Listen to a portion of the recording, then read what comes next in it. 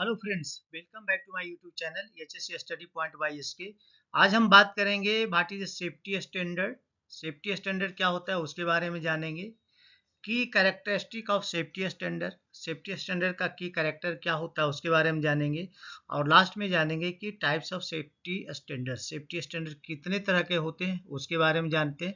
तो general formula आता है, आप लोग जानते हुए कि सेफ्टी स्टैंडर्ड, तो सेफ्टी स्टैंडर्ड होता क्या है इसके बारे में पहले जानना जरूरी है। तो चलिए स्टार्ट करते हैं। सेफ्टी स्टैंडर्ड क्या होता है? ये safety standard is a set of guidelines. Safety standard एक क्या है? गाइडलाइंस का एक सेट है या रूल्स है। और ये क्या करता है? तो ensure the safety and well being of individual. जो इंडिविजुअल का क्या करता है, पर्टिकुलर किसी भी आदमी के उसके सेफ्टी को इंश्योर करता है और उसके वेल बीइंग मतलब उसके हेल्थ को इंश्योर करता है इन अ स्पेसिफिक इन्वायरमेंट, किसी भी इन्वायरमेंट में या एक्टिविटी या प्रोसेस में। तो इसका मतलब क्या हुआ? सेफ्टी स्टैंडर्ड क्या है? एक गाइडलाइंस, सेट ऑफ गाइडलाइंस है और रूल्स है जो इंश्योर करता है आदमी की सुरक्षा और उसका इंडिविजुअल वेलबींग को। एंड चाहे वो किसी भी इन्वायरमेंट, स्पेसिफिक इन्वायरमेंट, एक्टिविटी, किसी भी एक्टिविटी में काम करो, किसी भी प्रोसेस में काम कर रहे हो, तो यहाँ पे क्या करता है सेफ्टी स्टैंडर्ड? वहाँ पे पर्टिकुलर व्यक्ति को सेफ करता है। नेक्स्ट पॉइंट है दीज स्टैंडर्ड आर डेवलप। ये स्टैंडर्ड डेवलप कौन करता है? अब यहाँ पे क्वेश्चन आएगा कि सेफ्टी स्टैंडर्ड तो ठीक है लेकिन इसको डेवलप कौन करता है? तो यहाँ पे डेवलप कौन करता है इसको? These standard are develop by regulatory body. Regulatory जो बॉडी होता है वो है जो इसको डेवलप करता है, या गवर्नमेंट एजेंसियां होती है वो डेवलप करता है। और टू, तो इसको डेवलप करने के पीछे क्या रीजन है? टू प्रिवेंट एक्सीडेंट, एक्सीडेंट को प्रिवेंट करने के लिए, इंजरी को प्रिवेंट करने के लिए, या किसी को कोई नुकसान नहीं हो उसको प्रिवेंट करने के लिए, प्रॉपर्टी का कुछ डैमेज नहीं हो उसके लिए, and the save the environment, environment को सेव करने के लिए। नेक्स्ट पॉइंट देखेंगे, the purpose of the safety standard is to create a safer environment. इसका मेन पर्पस क्या होता है कि इन्वायरमेंट को सेफ बनाए बाई प्रोवाइडिंग। तो कैसे करेगा, कैसे सेव करे? By providing clear instruction and expectation to handling risk. तो रिस्क को जब हैंडल किया जा रहा है तो वहाँ पे क्लियर इंस्ट्रक्शन दिया जाना चाहिए। वहाँ पे सेफ्टी मेंटेन करना, maintaining safety practices and addressing any potential hazard in the specific area. तो उस स्पेसिफिक एरिया में जो कोई पोटेंशियल हजार्ड है तो उसको एड्रेसिंग करना, यानी कि बताना लोगों को। ठीक है, तो ये अभी आप समझ गए कि सेफ्टी स्टैंडर्ड क्या है। अब इसका सेफ्टी स्टैंडर्ड का कुछ कैरेक्टरिस्टिक भी होता है। की कैरेक्टरिस्टिक यानी कि मेन कैरेक्टरिस्टिक इसका क्या है? तो सबसे पहला देखेंगे इसका जो मेन कैरेक्टरिस्टिक है, रिस्क को मिटिगेट करना, रिस्क मिटिगेशन यानी रिस्क को कम करना, ये पहला इसका मोटो होता है। तो रिस्क को मिटिगेट कैसे करता है? Safety standard help to identify potential hazard. तो पोटेंशियल हजार्ड को ये क्या करता है? आइडेंटिफाई करता है, यानी पोटेंशियल हजार्ड को आइडेंटिफाई करने में हेल्प करता है सेफ्टी स्टैंडर्ड एंड रिस्क को in various activity and environment, चाहे किसी भी एक्टिविटी हो या किसी भी इन्वायरमेंट में हो। और क्या करता है? Ensure that step are taken to minimise और एलिमिनेट देम। और ये भी इंश्योर करता है कि वहाँ पे जो भी हजार्ड है उसको मिनिमाइज करने के लिए या एलिमिनेट करने के लिए वहाँ पे स्टेप लिया गया है कि नहीं। नेक्स्ट जो इसका पॉइंट है वो है रेगुलेशन कंप्लायंस। रेगुलेशन कंप्लायंस एक दूसरा इसका पॉइंट है की कैरेक्टरिस्टिक्स में। Safety standard often serve as a legal requirement, चूंकि ये लीगल रिक्वायरमेंट है to comply with local, national and international regulation. तो ये क्या करता है? सभी को कंप्लाई करता है, लीगल को भी कर, लोकल को भी करता है, नेशनल को भी करता है, इंटरनेशनल रेगुलेशन को करता है। Organisations must follow this standard to meet legal obligation and avoid penalty. तो यहाँ पे सभी ऑर्गेनाइजेशन को क्लियर इंस्ट्रक्शन दिया हुआ है कि अगर आपको लीगल ऑब्लिगेशन से बचना है और पेनल्टी को अवॉइड करने हैं तो ये जितने भी स्टैंडर्ड दिए गए हैं उसको फॉलो करना है, मीट करना है। नेक्स्ट इसका जो की जो कैरेक्टरिस्टिक है वो है protection of health and life. तो protection of health and life में the main goal of safety standard is to protect people health, safety and life. यानी उसकी जो है मेन गोल जो है सेफ्टी स्टैंडर्ड का क्या रहता है? लोगों को प्रोटेक्ट करना, उसकी हेल्थ को प्रोटेक्ट करना, उसके सेफ्टी को प्रोटेक्ट करना और उसकी लाइफ मतलब उसकी ज़िंदगी को प्रोटेक्ट करना, whether in the work place, चाहे वो वर्क प्लेस पे हो, घर पे हो, पब्लिक स्पेसेस में हो, या ड्यूरिंग प्रोडक्ट यूज, या प्रोडक्ट का वो यूज कर रहा है या प्रोडक्शन जिस समय हो रहा उस समय। अब इसमें जो मेन कैरेक्टरिस्टिक्स नेक्स्ट जो है कंसिस्टेंसी एंड क्वालिटी, तो यहाँ पे कंसिस्टेंसी और क्वालिटी को भी मेंटेन करना है। Safety standard ensure the process, process को क्या करता है, इंश्योर कर रहा है कि प्रोसेस ठीक से हो रहा है कि नहीं हो रहा है। इक्विपमेंट को इंश्योर करता है कि सही कंडीशन में है कि नहीं। और प्रोडक्ट कंसिस्टेंसी, प्रोडक्ट है जो कंटिन्यू निकल रहा है कि नहीं। और नेक्स्ट ये भी देखना है कि मीट मिनिमम सेफ्टी क्राइटेरिया, तो देख रहा है सेफ्टी क्राइटेरिया को मीट कर रहा है कि नहीं। So ensuring quality across the industry, तो पूरे इंडस्ट्री में जहाँ भी इस तरह की एक्टिविटी चल रही है जहाँ पे रिस्क है वहाँ पे पूरे प्रोसेस में क्वालिटी में ये क्या करता है, उसको इंश्योर करता है। चलिए अब देखते हैं कि सेफ्टी स्टैंडर्ड के टाइप्स कितने होते हैं, क्योंकि आपने अभी जाना कि सेफ्टी स्टैंडर्ड क्या होता है, की कैरेक्टरिस्टिक क्या होता है। अब आपको जानना है कि टाइप्स ऑफ सेफ्टी स्टैंडर्ड कितने तरह के होते हैं। तो सबसे पहले जो सेफ्टी स्टैंडर्ड होता है वो होता है occupational health and safety standard, OSS जिसको बोलते हैं। ये क्या करता है, this standard focus on protecting worker, इसका मेन फोकस होता है वर्कों को प्रोटेक्ट करना फ्रॉम वर्क प्लेस हजार्ड, यानी वर्क प्लेस पे जो भी हजार्ड है उससे वर्करों को क्या करना है, प्रोटेक्ट करना है।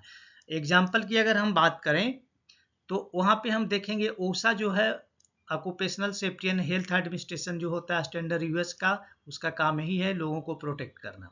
दूसरा है ISO 45001, ये क्या है, occupational health and safety management system, इसका भी मेन फंक्शन क्या है, वर्करों को प्रोटेक्ट करना वर्क प्लेस पे। चलिए दूसरा स्टैंडर्ड की बात करें तो दूसरा स्टैंडर्ड जो होता है product safety standard. Product safety standard में क्या होता है, these standard ensure the product are safe for consumer, यानी जो भी वो प्रोडक्ट बन रहा है वो कंज्यूमर के लिए सेफ है कि नहीं है, इसको वो क्या करता है, इंश्योर करता है। तो इसको इंश्योर करने वाला स्टैंडर्ड क्या है, ISO 9001, यानी जिसको हम लोग क्वालिटी मैनेजमेंट सिस्टम के नाम से जानते हैं। दूसरा थर्ड जो है environmental safety standard. Environmental safety standard में इसका क्या मेन फंक्शन है, focus on protecting the environment, इसका मेन फोकस होता है कि इन्वायरमेंट को प्रोटेक्ट करना बाय मिनिमाइजिंग, तो कैसे प्रोटेक्ट करेगा, पॉल्यूशन से, वेस्ट से एंड अनसेफ प्रैक्टिसेस से, जिसके कारण है जो इन्वायरमेंट पॉल्यूट होता है, तो इन सब चीज़ों से उसको क्या करेगा, वो प्रोटेक्ट करेगा। एग्जाम्पल देखते हैं इसका जो स्टैंडर्ड क्या है, ISO 40001, जिसको हम लोग इन्वायरमेंटल मैनेजमेंट सिस्टम के नाम से जाते हैं। तो आपने अभी तक 3 स्टैंडर्ड देखा। फोर्थ स्टैंडर्ड हम लोग देखते हैं फायर सेफ्टी स्टैंडर्ड। तो फायर सेफ्टी स्टैंडर्ड में क्या होता है, standards related to fire prevention. तो ये जो स्टैंडर्ड होता है फायर प्रिवेंशन के लिए होता है, या आग को कैसे कंट्रोल करना है, प्रोटेक्शन के लिए होता है, एंड रिस्पॉन्स, उस समय जब इमरजेंसी होती है तो रिस्पॉन्स क्या लेना है उसके बारे में बताता है। जैसे कि NFPA national fire protection association codes and standard जो है, जो कि इसका मेन जो फंक्शन होता है fire prevention, protection and response के लिए। इसमें BS 9999 ये भी क्या है, fire safety in design management and use of building, building में किस तरह से यूज करना है इसके लिए होता है, जो कि UK का है स्टैंडर्ड। नेक्स्ट देखेंगे इलेक्ट्रिकल सेफ्टी स्टैंडर्ड। तो इलेक्ट्रिकल सेफ्टी स्टैंडर्ड में क्या होता है, this standard focus on preventing electrical accident, ये क्या करता है, इलेक्ट्रिकल एक्सीडेंट को प्रिवेंट करता है। तो इसमें हम जो इसका स्टैंडर्ड है NFP यानी national fire protection association 70 NEC, NEC का मतलब हुआ नेशनल इलेक्ट्रिकल कोड, जो कि US का है। और नेक्स्ट देखेंगे construction safety standard, construction activity चलती सभी जगह, तो उसका क्या स्टैंडर्ड है, this standard ensure safety during construction activity. तो इसका क्या काम होता है, कंस्ट्रक्शन जब चल रहा है तो उस समय है जो सेफ्टी को इंश्योर करना। तो इसका क्या आता है, जैसे OSHA हो गया, OSHA construction standard 29 CFR 1926, and दूसरा है ISO 45001 means occupational health and safety management system also use in construction, इसका भी इस्तेमाल है जो कंस्ट्रक्शन में किया जाता है, क्योंकि ये सारे हेल्थ एंड सेफ्टी पॉइंट पे ही बात करता है। नेक्स्ट जो इसका स्टैंडर्ड है वो है ट्रांसपोर्टेशन सेफ्टी स्टैंडर्ड। तो ट्रांसपोर्टेशन सेफ्टी स्टैंडर्ड में क्या होता है, this standard regulate the safety of vehicle. इसमें क्या करता है, व्हीकल की सेफ्टी को इंश्योर करता है, जैसे कि एयरक्राफ्ट हो गया, शिप्स हो गया, रेल रूट्स हो गया। अब इसमें जो स्टैंडर्ड जो मेन है FMVSS means federal motor vehicle safety standard, ठीक है। तो अभी जो देखते हैं, और दूसरा है ICAO मतलब international civil aviation organisation standard. चलिए नेक्स्ट स्टैंडर्ड की हम बात करते हैं, वो है फूड सेफ्टी स्टैंडर्ड। तो फूड सेफ्टी स्टैंडर्ड में क्या होगा, ensure that food product are safe to eat, यानी इसका काम है ये इंश्योर करना कि जो फूड प्रोडक्ट है जो खाने के लिए बनाया गया है वो सेफ है कि नहीं है, फ्री फ्रॉम कंटामिनेशन, मतलब उसमें कोई भी अशुद्धि या कोई भी ऐसा चीज़ मिला हुआ नहीं है जिससे कि खाने से तबीयत खराब हो। तो इसका इंश्योर करना किसका काम है, फूड सेफ्टी स्टैंडर्ड को, जिसका स्टैंडर्ड होता है FDA यानी फूड सेफ्टी स्टैंडर्ड US का है। दूसरा है HACCP hazard analysis critical control point, ठीक है। उसके बाद देखेंगे 9 health and medical safety standard. तो health and medical safety standard में स्टैंडर्ड फॉर मेडिकल डिवाइसेज, ये होता है मेडिकल डिवाइस, ये स्टैंडर्ड किसके लिए बना हुआ है, मेडिकल डिवाइस के लिए, फार्मास्यूटिकल्स के लिए एंड हेल्थ केयर जो फैसिलिटी होता है उसके लिए। तो इसका जो स्टैंडर्ड होता है वो होता है ISO 13485 यानी medical devices quality management system इसका नाम है। और उसके बाद होता है FDA regulation for medical device. उसके बाद 10 नंबर जो स्टैंडर्ड है वो है personal protective equipment PP standard.